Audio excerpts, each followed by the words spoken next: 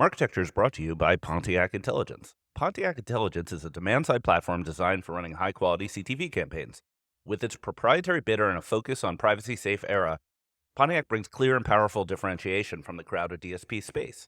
Transparent, low-tech fees, accurate forecasting, and the ability to manage thousands of simultaneous campaigns with ease. See a demo and learn more at pontiac.media. That's pontiac.media.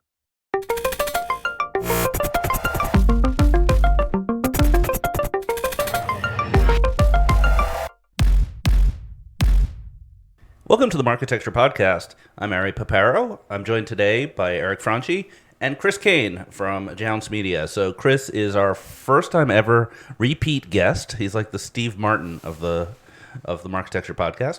And we have him on because this is a special episode to focus on MFA, made for advertising, of which Chris is an expert, which is a very hot topic. So we have a lot of really great things to talk about. After the interview, we have Justify Your Existence with Fenestra, which is a bid optimization company. We spoke previously with Chalice, so it should be interesting to compare and contrast what the various companies in optimization have to say. All right, so with that said, Chris, thanks for being here. Good to be back. All right, hey, Chris. So why? I guess let's start with why are we all suddenly obsessed with MFA? MFA's been around forever, but it's like the season of MFA. It is the season of MFA. I think it's been a slow boil, and I think that boiled over when the ANA pushed out their first look report in June. There was, a group of people, the three of us plus a bunch of others, who are kind of like close to the center of the industry and have been generally aware of this business model for a long time. But all of a sudden, through the ANA report, every agency, every brand is starting to ask questions about this category of supply. And so that's my simplistic interpretation of sort of how we've gotten here. And by the way, that's going to happen again in another week when the ANA pushes out its final report. Right. So the ANA report said that 15% of all ad spend was going to MFA sites. Is that accurate? Correct. Yeah. 21% of impressions capturing 15% of spend. And do you think the next report could be worse? I don't know if there's going to be any new numbers in that next report. Just for clarity, we're not part of the team that's writing that report. We didn't, we're hired by the ANA for this. They've reached out quite a bit. We've been, as collaborative as we can be. They've provided some, I think, really thoughtful questions, but I don't have a good sense of what's going to be in the final report. So the the ANA report came out, and then there was a Digiday article saying, or was it Ad Exchanger saying, actually MFA is really not so bad, and we roasted them pretty hard on this podcast. I recall. Yeah, I remember listening to that one. And then there's some reaction, and some DSPs and agencies said we won't buy MFA anymore. But it all sort of begged the question, which is, what is an MFA site? How can you determine? And I think that's where you have a lot of insights. So how do you define an MFA site? Well, and I also think maybe that's the other answer to your first question. The reason this is starting to become a thing is that there's now some specificity around it. There's been a lot of anecdotes and it when you see it sort of stuff for many years, but you can't really take action on it when you see it. And I think what has also happened over the course of the last several months is sort of some consensus being built around how do you sort of reasonably draw a circle around the pool of supply that we're going to call MFA. And frankly, there still is ambiguity there. And the reality is these are judgment calls, which makes everybody feel uncomfortable. They should be very data-driven judgment calls. They should be very transparent judgment calls. But they are judgment calls. But there's much more specific guidance now from the ANA, ISBA, 4As. I think the WFA signed off on it as well. There's this reasonably specific definition floating around the industry now. Here's my interpretation of it. We basically are looking for three characteristics of a website to call it made for advertising. And one leads to the next. Sort of characteristic number one is paid traffic. We should debate this maybe in some more detail, but we're looking for publishers that are highly dependent on paid traffic as sort of a core component of their business model. Second, as a result of paid traffic, somehow you have to overcome those traffic acquisition costs, and one way to do it is to very aggressively monetize the landing page. And so factor number two is a very aggressively monetized page view through some combination of high ad density, rapid auto refresh, and so on. And then third is what we call superficial KPIs, evidence that while the site might exhibit some attractive media metrics like high viewability or brand safety or low IVT, that it doesn't drive business outcomes for marketers. And that's not exactly the same as the definition put out by those industry trade groups, but it's our interpretation of like how do you take their guidance and turn it into some like concrete tests. Those sound like good criteria, but they are a little slippery when you really dive into them. Like, it's extremely slippery. It's extremely slippery. BuzzFeed would be called an MFA site when they launched. Any media startup that doesn't have a brand, that doesn't have any awareness of their business, how are they going to get the word out about what they're doing? They need to buy traffic. It's like super concerning that this not only penalizes startups and other not well-known media companies, but there's no specificity to it. And I realize that it's a problem, and I realize MFA, you know it when you see it, particularly as you talk about ad density and not designed to drive marketing KPIs. But the whole thing, like when I read it this morning, it was like really concerning.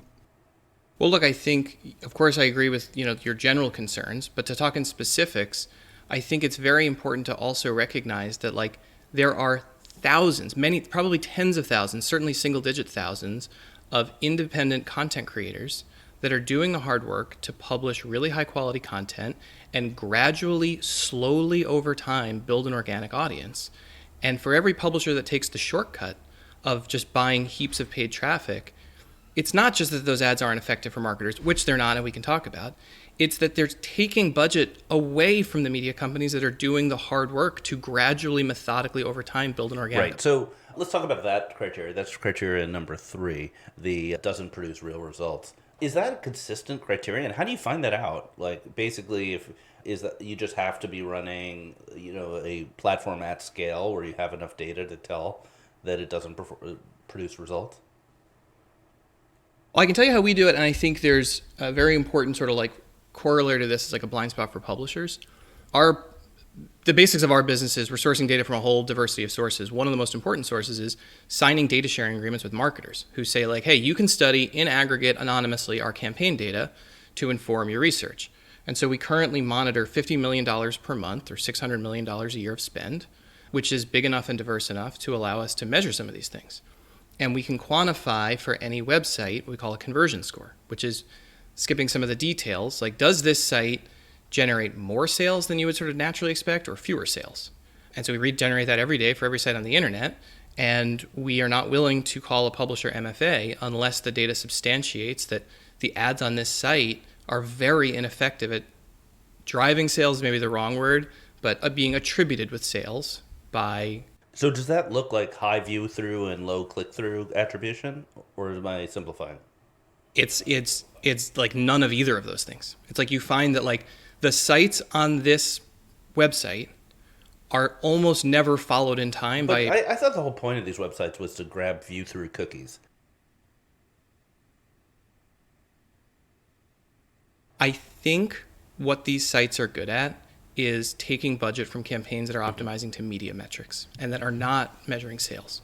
Yeah, viewability, clicks, all that stuff. It's the consumer packaged goods companies, the other upper funnel, mid funnel campaigns that have a very hard time measuring sales and instead optimize to a metric like a cost per viewable impression. Are real humans seeing these ads?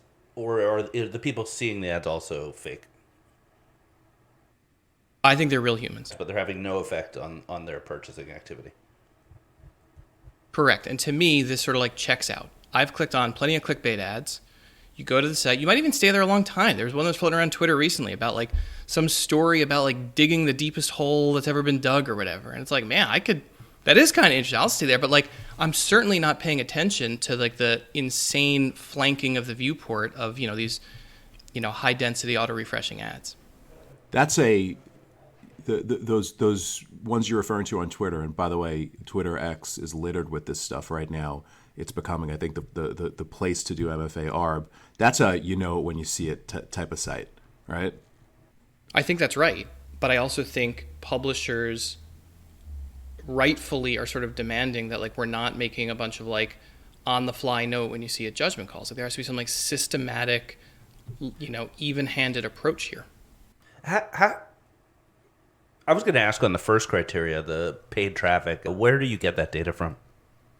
This one is the hardest for a variety of reasons. We buy data from SimilarWeb. It's sometimes right and sometimes very wrong. We look at that are in page URLs. Those are also sometimes redacted, I think deliberately. Without giving away too much of sort of like the playbook, the best signal is the shape of bid requests. Publishers that have real organic audiences have very predictable weekly patterns of bid request volumes. This week looks the same as last week. Publishers that are buying absurd amounts of traffic see incredibly jagged patterns of daily bid requests. And so that is directional. That's not like a deterministic, like, oh, I observed you buying traffic on Facebook, but it's a very, very good predictor. And it's also a prohibitively expensive predictor to avoid. Like it costs a lot of money to inflate your traffic volume. And so it's cost prohibitive to kind of like fake it forever.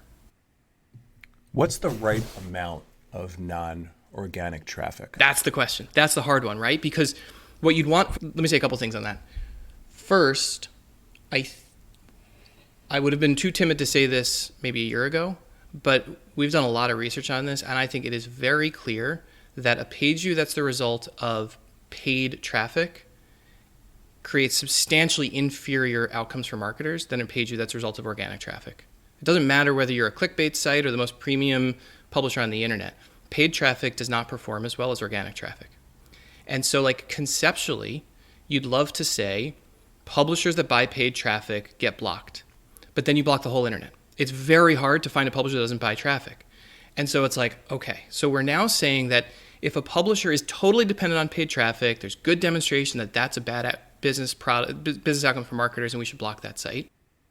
But we're acknowledging that even the most premium publishers on the internet buy some paid traffic. And so now we're having a very difficult debate about like, well, how much is too much? If 5% of my traffic is paid, is that okay? What about 10%, 15%? What if I get to 40%, 50%? Like, where is that line? And I don't know the answer to that question. So you're saying the top premium publishers pay for some piece of the traffic? 100%. Very hard to find a household name publisher that isn't right now arbitraging clickbait ads that run on Facebook. Why? I think there are basically three reasons. One is they really want to build their audience. You buy traffic in order to build new loyal site visitors. Two is you want to just simply arb it through programmatic advertising. You want to just like boost that. You're coming up short on your Q3 revenue, and so you got to inflate it all, and you're going to arb it, and we can talk about how that works. And then I think the other is you've oversold a campaign. That you thought you were going to have 100 page views, and you actually only have 90, and so now to deliver this campaign in full, you're going to buy the extra 10. Right. Makes sense. So you sent me, let's talk about false positives or false negatives. The, sites that are legit that are being swept in with this anti-MFA activities. You sent me a really interesting article from Digiday about black-owned publishers who is being labeled MFA. Yep. What's going on there? Well, I guess I don't know how to speak to the specifics because that publisher wouldn't disclose who they were. But I have a couple thoughts on this thing. I think the biggest one is publishers should be concerned about the risk that they are incorrectly being labeled as MFA. I see this all over the place when we work with brands and agencies who built their own lists. And Eric, you were sort of touching on this earlier, although maybe in a different context. There are a lot of publishers that, publish ridiculous clickbait that should not be sort of like swept in with this category of made for advertising publishers.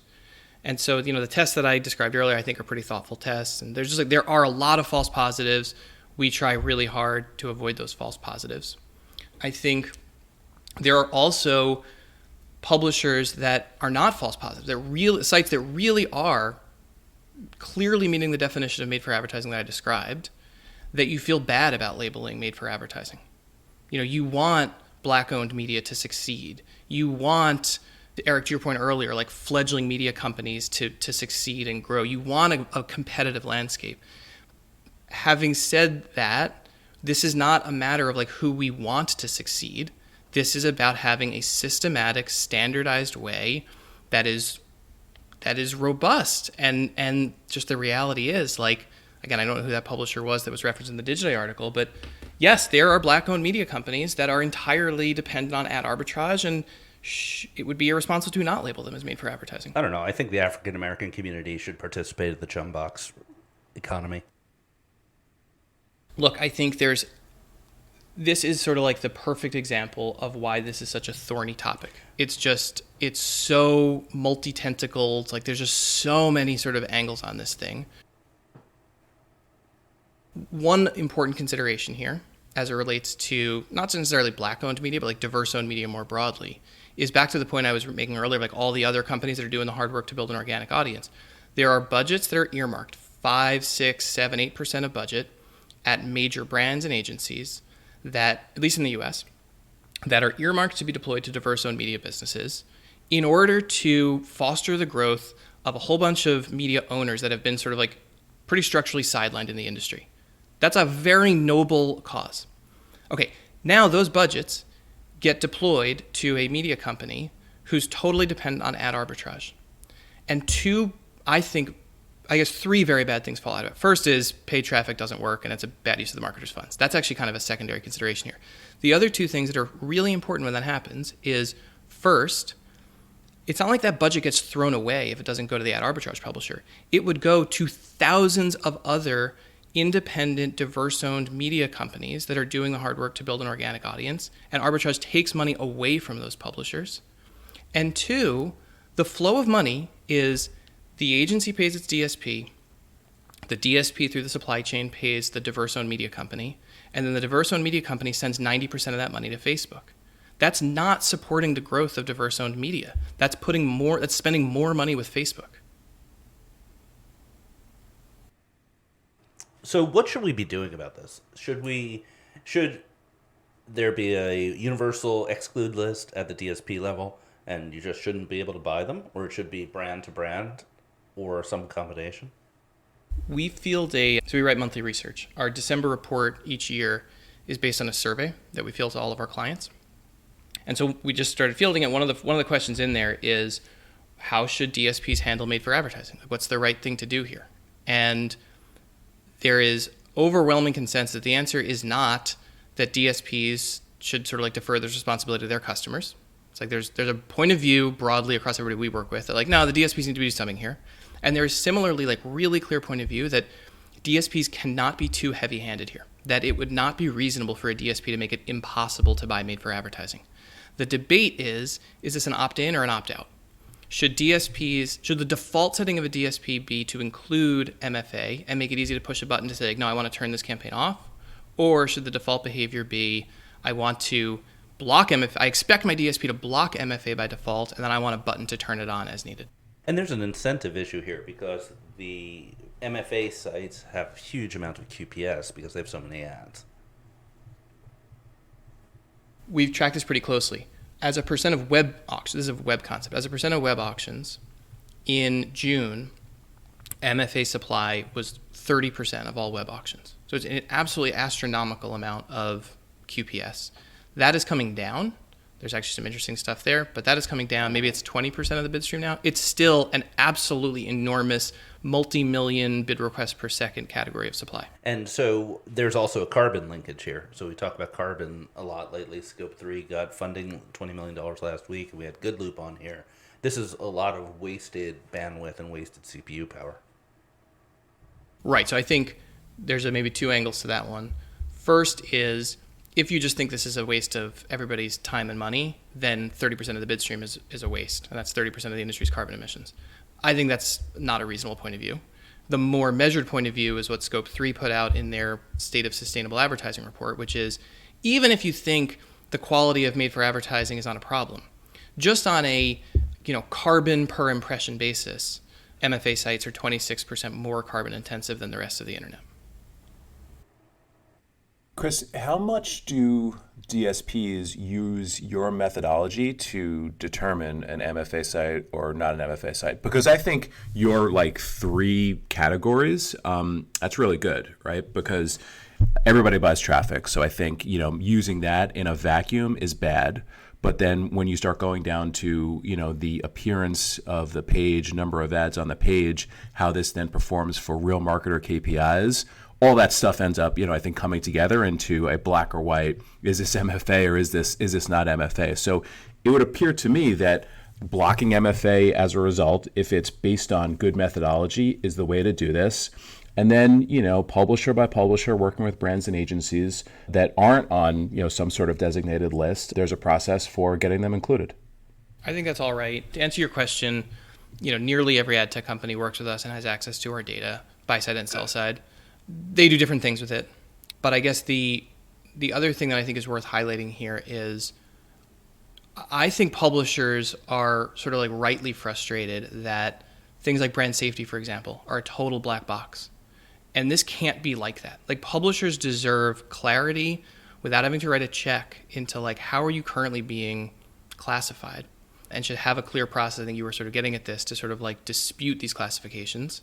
And so we try really hard to make that easy. Like, the data that we classify is available to thousands of companies that work with us, and available for free to any publisher that thinks that we might be making a mistake or is just generally curious about how we classify their supply. So Chris, do your customers, what do they actually say? Do they say, based on your data, I want to blacklist everything? Or do some of them have more subtle points of view? There's an enormous range. There are DSPs we work with who make it literally impossible to buy MFA based on our data.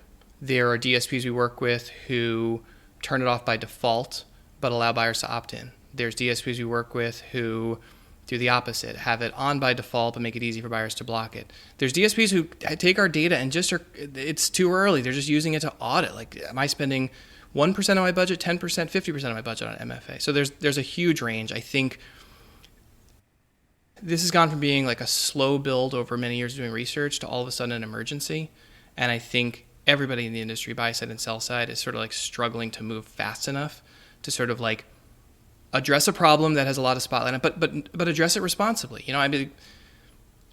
The conversation, the points, Eric, that you were making at the very beginning, I think are very valid. And like, I try hard to like listen to the market. Like, this isn't fully baked. We're like figuring this out as we go. And I think a lot of DSPs and SSPs and especially agencies are trying to take a measured approach, saying like, of course we want to look into this, but we don't want to make like a snap decision and do something that's incredibly aggressive that we're then going to regret. Like, we have to be measured in how we're going to address this, and we have to constantly be listening to feedback from the market. And we've talked about this on a previous episode, but effectively, mainstream publishers, cause this problem in some sense because they run the content recommendation boxes from companies like Outbrain and Taboola, which are the source of the paid traffic to those sites that they compete against. You're right, but I think that's also overstated. About 10 to 15% of traffic to MFA publishers comes from premium publishers. The huge super majority of traffic to MFA publishers comes from Facebook. Interesting. So that's paid advertising on yeah, it's clickbait ads running in. Clickbait ads can run in content recommendations widgets at the bottom of CNN. Clickbait ads can run in the newsfeed on Facebook.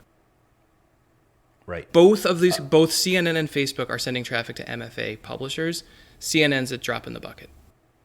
Got it. And Facebook's are presumably better targeted because they're good at that.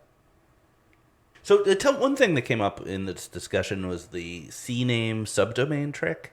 I love a good trick. So what's going on with the CNAME subdomain trick for those of us who aren't on top of it? Yeah, I don't know that I can speak much to the technical details, but I can explain the business backdrop here. Brands and agencies and DSPs, and to some degree SSPs, are blocking MFA domains. Those MFA companies can then essentially rent a subdomain from a reputable publisher that isn't on a block list. And so you can move your MFA business to operate on someone else's domain.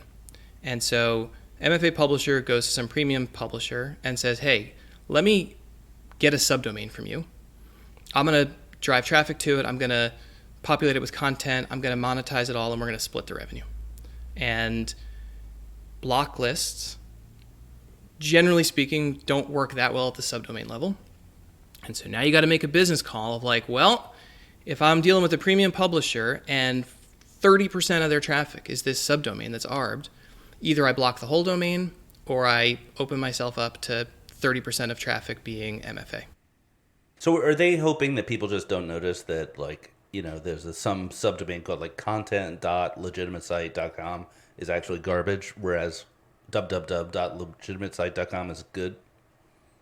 Yeah, I think that's the business bet. I think premium publishers are increasingly aware that this could turn around and bite them. It just seems so dirty. I mean, if you were outside of this industry and you heard about, we don't want to name names here, but a legitimate publisher, like one that your mom knows, is doing this, it's just pretty dirty stuff.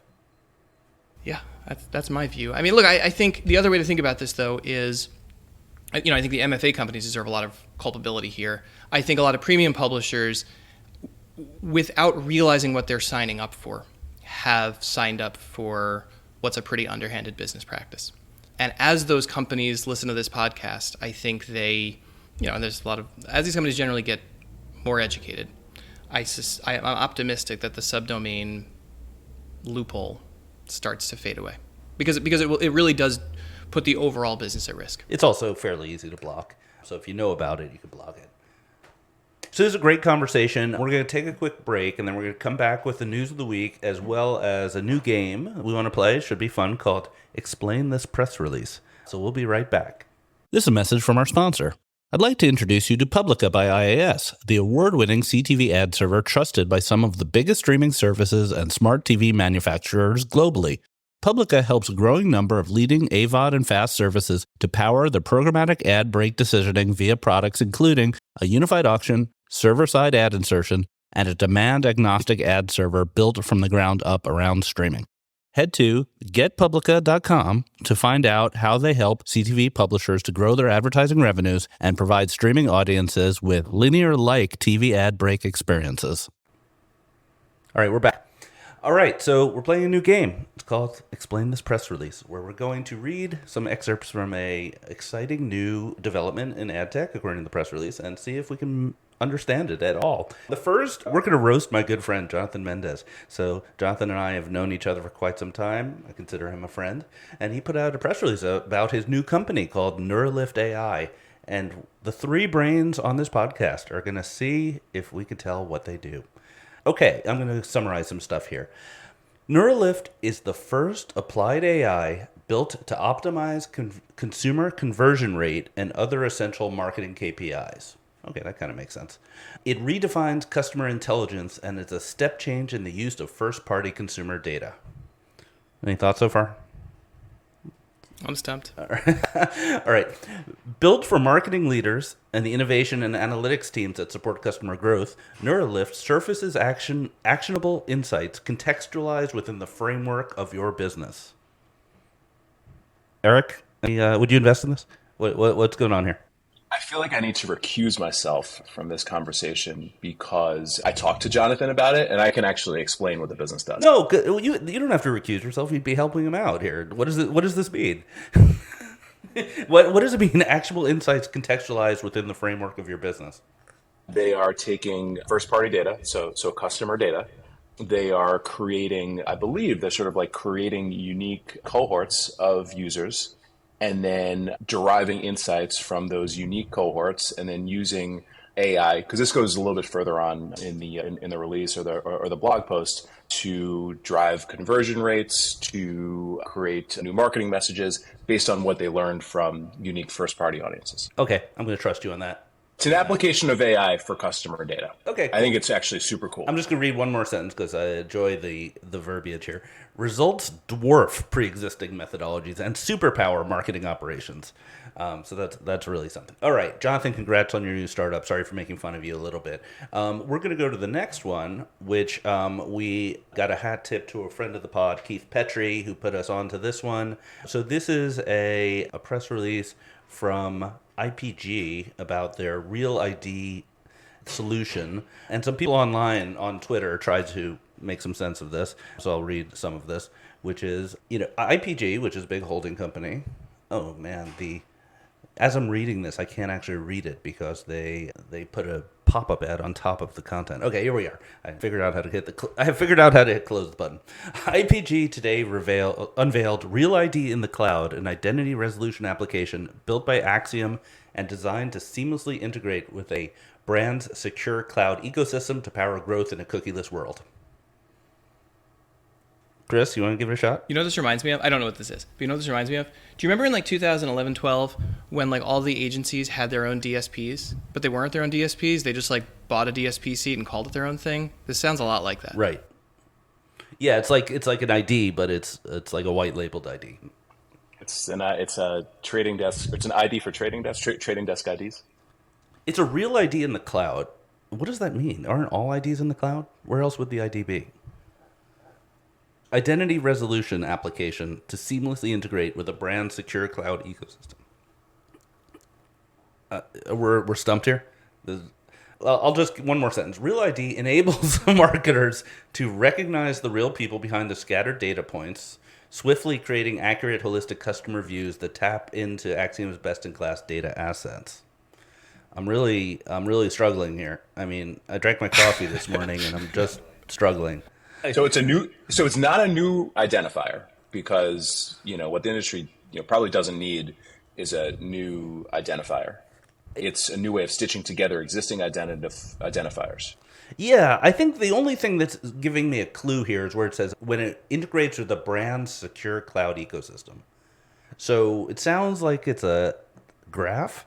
Why do you think companies issue releases like this? Like, what's the purpose here? Nobody can figure out what this thing is. Is it to get you to call and then I think, explain? I've worked at big companies, explain this to me. Is that the purpose? Press releases are entirely meant for morale boosting internally. It's a lot of times it's just like, hey, we did it. It's out. Here's the link. Okay, we've made fun of this enough. I have no idea what real ID in the cloud means. I have a better idea what Jonathan Mendez's new startup does. So congrats again, Jonathan, for the startup, and sorry to roast you a little bit. Maybe come on, justify your existence. Okay, news of the week. So we have some breaking news. So this is like the Steele dossier of ad tech at this point.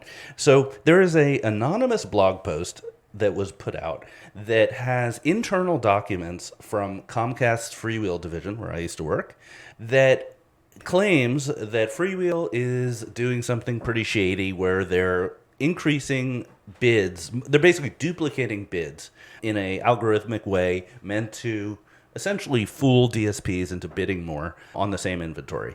And it's causing a little bit of a stir in inside circles. I haven't really seen it published that much, but it's there, it's public, and I could put the link in the show notes. So Chris, this is actually kind of a common activity in display, isn't it? Yeah, I mean, I don't know how to react to this is some anonymous leak. I don't know. It speaks to this sort of broader industry thing, which you were just referencing, Ari, that certainly in the display world, there's just a variety of techniques that are all built on this basic learning that if a publisher can send lots of duplicate requests to a DSP, it makes more money, and more duplication equals more money. And I think we have sort of tricked ourselves into believing that that's a display phenomenon, and that for some hard to specify reason, CTV is different. And I don't think CTV is different at all. And I think you see publishers working with SpringServe and Publica so that they can run auctions through a lot of SSPs. I think you see CTV publishers working with ad networks so they can deploy resold auctions through a lot of SSPs. This all feels consistent with that broader theme that CTV is not special. It's subject to the same basic market forces, and CTV publishers will make more money if they can send more bid requests to DSPs. Yeah, so in this instance, what we're talking about is that the SSP gets a ad slot. There's an ad slot opportunity, and the SSP might send more than one bid request to the exact same DSP for the exact same path, supply path, basically. And maybe they'll change the data a little bit so it's less obvious that it's totally duplicative. Is that your understanding of what's going on here? Yeah, and I think you and this release and generally people in the industry oh, that's an underhanded practice. Okay, fine. But why is that kind of auction duplication foul play? But working with 25 SSPs and integrating them each through Prebid and TAM and OB is okay. Those are not different things. Yeah, I made the analogy. Someone asked me to explain this to them in plain language, and I said, imagine you were selling stocks and bonds, and you're at Goldman Sachs. You could call up the buyer at JP Morgan and say, I have these bonds for sale. Great. But what if you and three of your colleagues call up different desks at JP Morgan at the exact same time and tried to sell them the exact same bond? You might have higher odds of closing a deal. It's not exactly, it's not immoral, but it's not something that is a good trade practice. I guess it's a bad trade practice for sure. It's broken the basic unit economics of ad tech businesses. I just always sort of find myself puzzled about why are we saying certain ways of creating auction duplication are normal best practices in the industry and others border on, bad behavior or breaking industry protocols. It's all the same to me. Yeah, I had the same reaction that you did, Ara, which was, this feels like just sophisticated finance trading strategies brought to programmatic advertising. And the more programmatic gets sophisticated, the more we're going to see things like this, quite frankly, unless there's some sort of agreed upon standards within the industry to not do this type of thing for the benefit of customers and for the benefits of publishers. Yeah, I think the agreed upon standard in the industry is that the supply team at the trade desk yells at you until you stop. The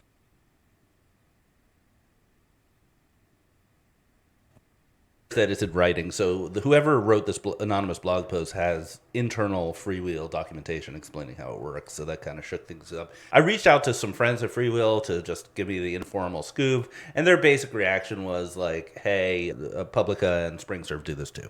So I'm not sure that's good or bad, but that was part of the reaction I got. That's an informal, non-official reaction. I just have friends there.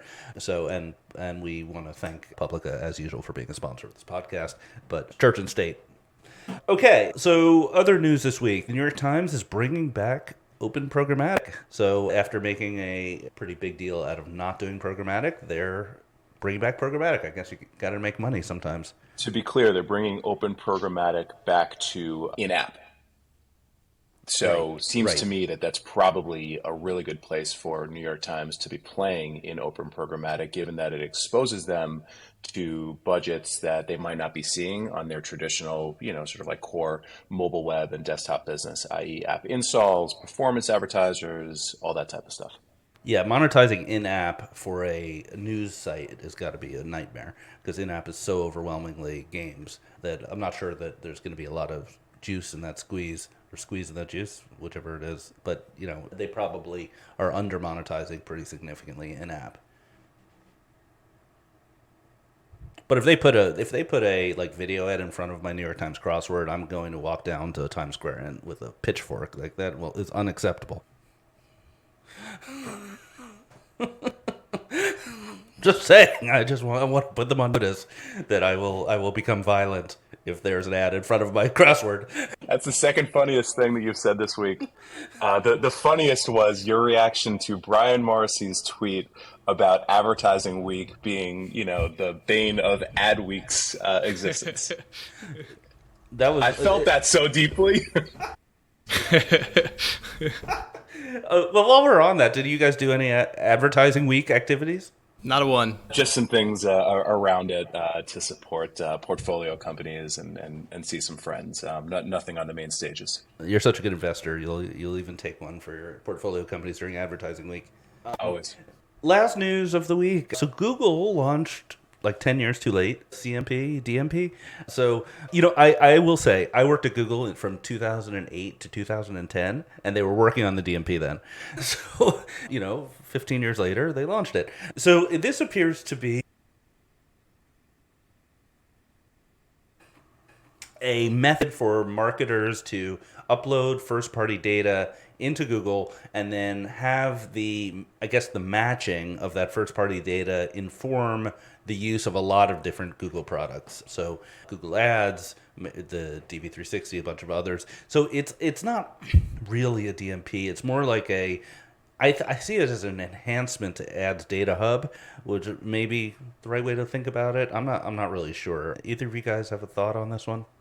Well, the release seemed to talk quite a bit about Google's owned and operated properties, which suggests to me that this is sort of underpinning this whole initiative is a strategy to sort of squeeze as much juice as they can, to borrow your analogy, from their authenticated user base in a way that is sort of structurally different from what you could do with sort of standalone ad tech platforms. Right. They have this enormous consumer base, so they can identify users, presumably using an email address, pretty accurately. And then that data, they don't obviously want that data to leave their environment, their ecosystem. But if you're using one of their ad products or analytics products, you can get insights, and a marketer could say, hey, Ari at aripaparo.com, that is one of our high valued users. And then you can see whether it was exposed or not in various contexts. So it's not a customer data platform because it's not connecting to marketing platforms outside of Google. It might be closer to a purpose-built clean room solution because, they're taking customer data, they're taking marketer data and trying to do cool, innovative stuff, throughout the Google ecosystem. Yeah, it's like a clean room, except it's not really clean. It's you put all your data in, and it never comes out. It's like the storage attic of clean rooms. It's a one-way valve. It's a one-way valve. Just put more and more data into this room, and it never comes out, and no one ever sees it except for Google. Sounds great. Okay, on that note, let's call it. This was an amazing episode. Chris, thank you for being here. So stand by for Justify Your Existence with Fenestra, and we'll be with you next week as well. Chris, Eric, thank you so much for being here. Thank you. Thanks, guys. Welcome to Marketecture's Justify Your Existence, where we ask early-stage ad tech and martech startups to tell us why we should care about what they're building.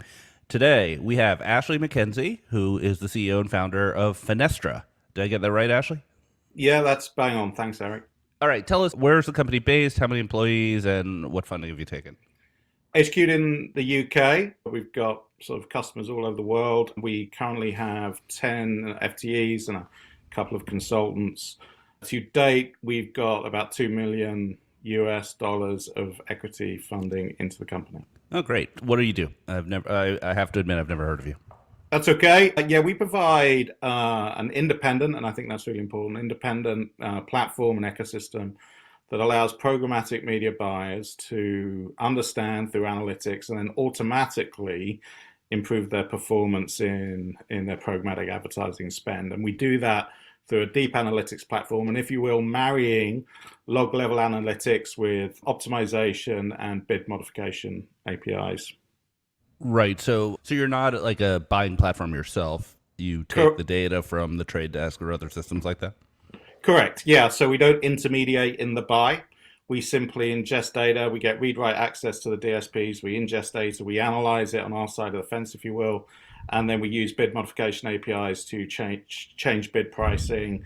And we do that on a multi-dimensional basis, right? So subject to the APIs that the DSPs provide.